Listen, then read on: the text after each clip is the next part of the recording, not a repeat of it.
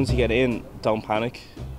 Control your breathing and just make sure you're in a safe environment with people you know. Be ready for when you get out.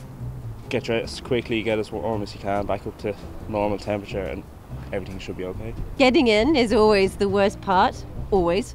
But once you're in, you're just immune to it, aren't you? Yeah. In the winter, make sure you've got something for your feet, your hands, your head's covered, anything that sticks out. You need it when you come out, get those covered first, warmed up, and the heat will get back in because the cold is coming from the ground.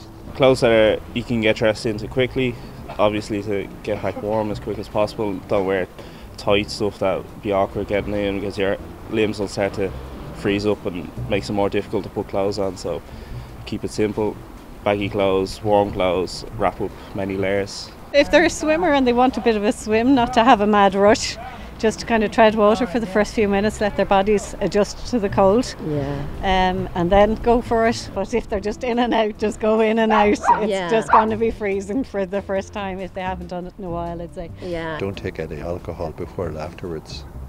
Take a good cup of hot tea with ginger. As much as everyone loves it, just don't drink excessively because it really makes it's not good for your body if you immediately start drinking because you think that's going to warm you up. It's really bad. Yeah. So just warm up slowly. And have a mat when you get out. Because the ground is colder than the water. Just be logical with the whole thing. Like, it is, at the end of the day, it can be very dangerous if you don't respect it.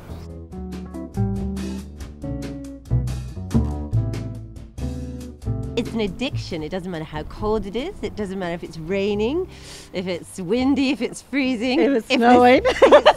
It doesn't matter if you feel a bit blue, or if whatever mood you're in, you get out feeling $1 million every day. It's absolutely marvellous. You feel everything.